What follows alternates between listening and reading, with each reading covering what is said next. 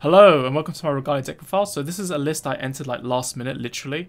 I decided to just change the main deck around because I wanted to try out some things. But the G-Zone's basically similar to what I had from the little bit of testing I was doing before the event. So I'll just go through the G-Zone quickly and I'll explain some of the changes that were made. But basically there's 4 Minerva, 2 Earth, 1 Amaruda, 1 Marduk, but then there's a new Stride. So this guy is important because if you can't use Minerva's GB3, or if your deck is just running out or anything like that, this guy is a good alternative because he's also a good finisher, especially in a deck where you've got restanding rear guards as well as a restanding Vanguard. So he's actually kind of better, I think, in Regalia in a lot of ways than in other Genesis builds. Then there's a copy of Seabreeze. This is just to help against May Colony because the Gridoro can stop you from G-Guard soul charging, although funny enough, I didn't actually draw my heals in like most of my games during the European BRO. And then there's 1 copy of Ear. I might maybe up this to 2 though, because in my testing before the tournament, I think I did have a game where I wanted to use a second copy. 1 copy of Loria, 1 Iris, 2 of the new G-Guard, and Dismal. So the new G-Guard, this thing's really good because you can kind of make up for not having a perfect guard in that you're taking away 2 crits from a unit as well. So I was kind of hoping to kind of make use of that in case I'm in a situation like, for example, the Overtrigger and I get punished. But again, don't even see my heals, so it was a weird situation for that one. But the other thing as well is that you can also end up with junk cards in the field, like say for example Flap Angel, where you're basically calling that rear guard just so you can search your deck for a grade 3 Regalia. And the thing is that this deck calls Norns, and it calls the Seer Yggdrasil, and it calls like other decent cards, like you might put Expel Angel out, you might put Ordain out there, you might put out Thrud. So you're going to get into a situation where you're probably going to call over the Flap Angel later. So you can basically use this card to soul charge your cards from field and then, in a way, just make use of the shield or the -2 crits because you're using up cards that you're going to lose anyway. So very efficient. And then we've got the starter, V-starter, any of them is fine. For Angelica, your main right target. 4 CEOs. You need this, obviously, otherwise you're probably losing. 4 copies of Norn, and then 4 copies of Thrud. So Thrud is very handy because Minerva's the first stride, does require 3 Regalia as a name. So if you do ride this, although it doesn't have a Vanguard ability, she still can help with that condition. So sometimes you do actually want to ride this rather than riding something like Gleipnir, and you definitely want to avoid riding this because this is a good rearguard, a better rearguard than is a Vanguard. So there are situations where you're not going to feel too bad about this, but then you're also dealing with decks that try to rush you early game as well, like Grand Blue or Nightmare Dolls. But I think the focus probably should be maybe less from Nightmare Dolls now because there are some other more terrifying decks right now. I personally need to go back to the drawing board and rethink things. There were some decks that I was kind of testing against that. And in fact, I did play against one of them as well. That's made me kind of rethink things. Or a few decks actually made me rethink things. I'm not sure what on this list is likely to stay, and we do have the new V Clan Collection, so I'll have to see what I end up doing. But Thrud is also good just for drawing and passing free gauges, so you can just pass the free gauge to Norn as well.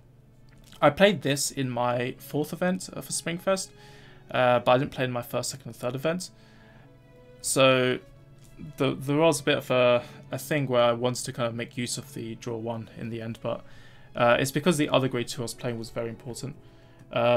So 3 copies of Gleipnir. So Gleipnir is there as a safe ride target, also to retrieve important cards as well, and he's a 20k swing, so that's also right. 3 Vrachim, so I'm not picking and choosing now between Thrud and Vrachim. I've got a good amount of each card. So this is one of the benefits of taking down the Sentinels that I found, is that I can try this out more easily. And in London, the idea was that the reason why I cut this down to 1 is because I was worried that people would be playing around this card. But now I feel like I need this anyway a bit more than before, which is why I'm playing this. And with the new Dragon Stride, there's always a chance that if you can't do Minerva, you can just fall back on the Dragon Stride if you had to use your resources for this. So that's also helpful, and Thrud is there as well to give free gauges. So you got a few things kind of working to help you out a bit as well. So he's good to have in addition. 4 copies of VAR. So that's there for the counter charging as well, and soul charging, setting up various cards. Flap Angel, you search your specific grade 3, but because I'm playing now 1 less stride crit, I've basically just kind of traded off and just bumped this up to 4. So I've still maintained the same amount of stride fodder. 2 Expert Angel, so this prevents deck out, but also she's a 10k beta. Obviously you have to be on, well, you have to have a G-Unit face up, but you need to have a regarded G-Unit face up if you want to get the draw one, so just be careful you don't just lazily flip a Sea Breeze with this, because I accidentally did that and then I was like, oh snap, I should have flipped regard, and then I didn't get to draw off this. So that's something to be careful of. But the draws are good because they can help you find like CEO, Yggdrasils or Norns or something as well. So if you're desperate, if your hand looks bad, this thing can help you in a bind. Order now also prevents deck out, but also gives you a lot of power. I don't think I even use this in the tournament. I'm not sure. But I don't remember having a big turn with it or anything. But in Springfest, I somehow managed to get it in a lot of games, even though I only play 1. So it's been very helpful. And then we've got the Overtrigger, because 100 million is kind of crazy. It steals games. 4 Regalia crit. So the Regalia crit, obviously the Regalia name, but the draw ability is really useful. If you have 2 of these and use it on CEO Yggdrasil, you can basically make a sort of like a number that forces more guard out of the opponent. So she's good for a lot of reasons, and that's why I'd play it. 3 stride fodder crits, Mushu. So yeah, use that to stride. And then we've got 4 Sviti. So that's a Sentinel critical that I've basically put in favor of, well, basically just dropping Perfect Guards because of the new G Guard, and I guess Varachim to some extent. I thought maybe I can be a bit, even though it's not Protect Clan, I thought I could try and get away with not playing Perfect Guards. So that was kind of the idea of the deck, because we had access to a few different cards. I thought maybe I can be cheeky and play Sentinel criticals, and then that way I have a bit of a better chance against Grand Blue and Morfessa, so Battledore decks in general. And then I've got 4 copies of Ice the Fortress as well. But also the Sentinel crits were a way to also try to survive early games as well and avoid riding weird stuff. So it's just sort of me trying to build a bit of flexibility. I'm not sure really what I prefer in the end. I do need to do more testing, but this is just a concept, a sound concept, I'd say.